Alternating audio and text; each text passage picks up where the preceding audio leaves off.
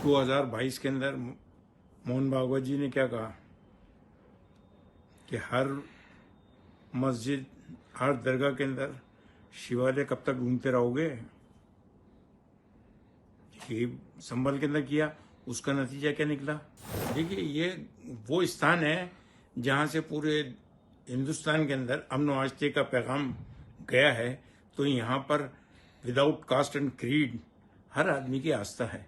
ये जो कुछ भी माहौल अभी क्रिएट किया गया है या किया जा रहा है, ये समाज और देश दोनों को बांटने का है। मैसेज तो ये है कि हम आपस के अंदर जो भाईचारा बना हुआ गंगो जमनी तालीम को लेकर के वो बना रहे और किसी किस्म का कोई क्लैश यहाँ पर इन बातों को लेकर के नहीं होना चाहिए और शांति भंग किसी कीमत पे नहीं होनी चाहिए।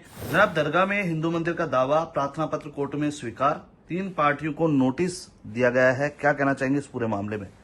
देखिए, ये तो न्याय प्रक्रिया है, कोई भी कोर्ट में जा सकता है और कोर्ट उसको एंटरटेन करेगी। उसके ऊपर बाकायदा एविडेंस होंगे, सबूत लिए जाएंगे, उसके बाद फाइनल आएगा। अभी तो बहुत टाइम है। आखिर क्यों बार बार दरगाहों को ही निशाना बनाया जा रहा है?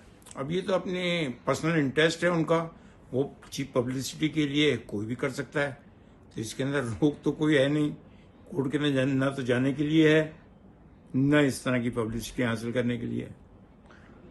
संभल मस्जिद में पहले हरिहर का मंदिर, अब अजमेर दरगाह में महादेव का मंदिर। भाई साहब, 2022 के अंदर मोहन भागवत जी ने क्या कहा कि हर मस्जिद, हर दरगाह के अंदर शिवालय कब तक ढूंढते रहोगे। ये संभल के अंदर किया, उसका नतीजा क्या निकला। 5 बेकसूर शहीद हो गए, जिसके अंदर 2 के घरों में तो कमाने वाले वही थे।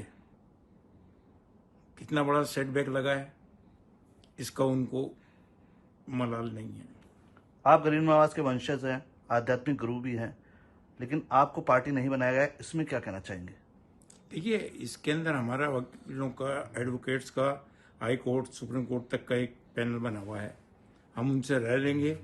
वो अगर हमारे को जो भी गाइडलाइन देंगे कि हमें इसके अंदर पार्टी बनना है आगे होकर के या नहीं बनना है या सिर्फ वेट एंड वॉच करना है, तो हम उस हिसाब से चलेंगे। सूफी संत ख्वाजा गरीब नवाज की दरगाह है ये, सभी धर्मों के लोग आते हैं।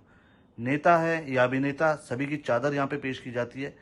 उसके बाद इस तरह की घटना, क्या कहना चाहिए? देखिए, ये वो स्थान है जहां से पूरे हिंदुस्तान के अंदर अमन व आस्थे का पैगाम गया है।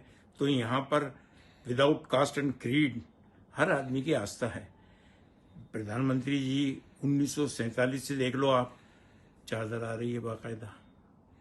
जितने गवर्नर्स होते हैं उनकी तरफ से आती है, जितने चीफ मिनिस्टर्स हैं उनकी तरफ से आती है, जितने सियासी पार्टी हैं उनके जो हेड्स हैं, बाला साहब ठाकरे, उनकी तरफ से आई, आज भी आ रही है। आंध्र प्रदेश, तेलंगाना, उनके चीफ मिनिस्टर वो भेज रहे हैं। आरएसएस के चीफ, उनके बिहाफ पे इंद्रेश कुमार जी वो चादर लेकर के स्वयं भी आए और भेजी भी गई। नीतीश कुमार जी, उनकी तरफ से चादर आई है। तो हर धर्म का आदमी जिनकी इसमें आस्था है वो तो चादर भेजेगा ही। आरएसएस की तरफ से भी चादर पेश होती है यहाँ पे, इंद्रेश कुमार। बिल्कुल होती है, इसमें कोई दो राय थोड़ी है। उनकी आस्था है, ये स्थान ही वही है, यहाँ से अमन आस्थे का पैगाम गया है। आरएसएस भी अपने विंग्स के अंदर जो शांति का पैगाम लेकर के चलती है, तो उसकी बहुत बड़ी मिसाल है। संभल में हिंसा हुई, अजमेर जो दरगाह है वहाँ हिंदू अनुयायी ज्यादा हैं, हिंदुओं की आस्था ज्यादा है। क्या इस तरह की मामलों से क्या हिंसा भड़केगी या कुछ उपद्रव हो सकता है? देखिए, हिंसा तो भड़केगी, नंबर 1। नंबर 2 ये कि यहाँ जितनी हिंदू आबादी है वो सवेरे अपनी दुकानें खोलने से पहले जब यहाँ से गुजरते हैं तो दरगाह की सीढ़ी पे अपनी दुकानों की चाबी रख के जाते हैं वो, और फिर जाकर के दुकानें खोलते हैं। आज भी ये परंपरा है। जो हिंदू औरतें हैं वो अपने बच्चों को मस्जिदों के बाहर गोद में लिए हुए खड़ी रहती हैं कि मस्जिद से नमाज पढ़ के जो भी निकलता है वो उनके बच्चों के ऊपर फूंक मारता हुआ जाए, ताकि उनको जो बीमारी लगी हुई है वो दूर हो। और ये जो कुछ भी माहौल अभी क्रिएट किया गया है या किया जा रहा है, ये समाज और देश दोनों को बांटने का है। संभल मस्जिद में विष्णु जैन और अजमेर में विष्णु गुप्ता, कौन है ये आखिर विष्णु गुप्ता? इतना तो मैं इसको जानता भाई, मैंने नाम ही पहली मर्तबा सुना है कि ये साहब हैं कौन से और कौन सी किताब, जिस किताब का वो रेफरेंस लेके चल रहे हैं हरबिला शारदा साहब की अजमेर हिस्टोरिकल एंड डिस्क्रिप्टिव, उससे पहले ये 1910 की है, उससे पहले 1716 की एनसाइक्लोपीडिया ऑफ ब्रिटेनिका, वो क्या कह रही है पहले उसको पढ़ लो। कर्नल जेम्स टॉड 1829 के अंदर जो किताब लिख गए हैं, उसके अलावा कैवेंडिश रिपोर्ट, उसको पढ़ लो। अजमेर के दरगाह के अंदर जो मुतवल्ली, जिसको आज की प्रेजेंट जबान के अंदर नाजिम कहते हैं, 8 मुतवल्ली हिंदू हजरात हुए हैं। उनके 10 ईयर के अंदर कितना डेवलपमेंट हुआ, खांडे राव का आप इतिहास उठा के देखो, उसने कितना डेवलपमेंट किया। इसके अलावा 1947 का जजमेंट है प्रिवी काउंसिल लंदन का, AIR 1947 पेज नंबर 1, मुतवल्लीशिप को लेकर के, उसके अंदर दरगाह की पूरी हिस्ट्री दी हुई है। 1961 फुल बेंच है, 5 जजेस की बेंच है सुप्रीम कोर्ट की, पेज नंबर 1402 से 1419 के ऊपर बिल्कुल क्लियर कट जजमेंट दिया हुआ है, उसके अंदर दरगाह की हिस्ट्री है। JPC की रिपोर्ट 20 दिसंबर 2002 की, उसके अंदर देख लो आप, उसके अंदर दरगाह की हिस्ट्री दी हुई है।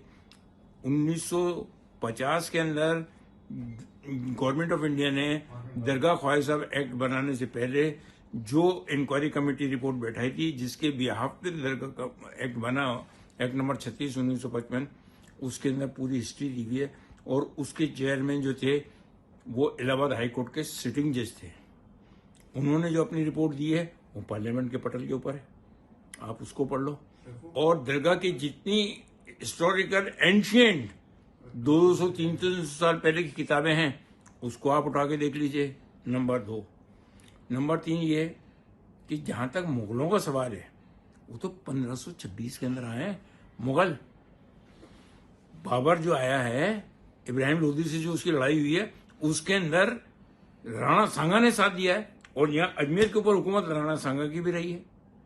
जितने हिंदू राजा रजवाड़े हैं वो सब यहाँ पे आस्था रखते थे, और जितनी जंगें होती थी वो यहाँ पर आकर के अपनी तलवारें रख करके, यहाँ से इजाजत लेकर के, यहाँ दुआएं मांग करके यहाँ से जाते थे। वो मुगल जब आए, उनकी भी आस्था इधर पड़ी, उन्होंने भी किया ये। किस तरह का मैसेज आप देना चाहेंगे? मैसेज तो ये है कि हम आपस के अंदर जो भाईचारा बना हुआ गंगो जमनी तालीम को लेकर के, वो बना रहे, और किसी किस्म का कोई क्लैश यहाँ पर इन बातों को लेकर के नहीं होना चाहिए, और शांति भंग किसी कीमत पे नहीं होनी चाहिए। हर आदमी को ये चाहिए, उसकी पर्सनल मॉरल ड्यूटी बनती है कि वो इस किस्म की बातों के अंदर गलतफहमी का शिकार ना हो कि यहाँ पर ये है और वहाँ पर वो है, उसमें नहीं आए।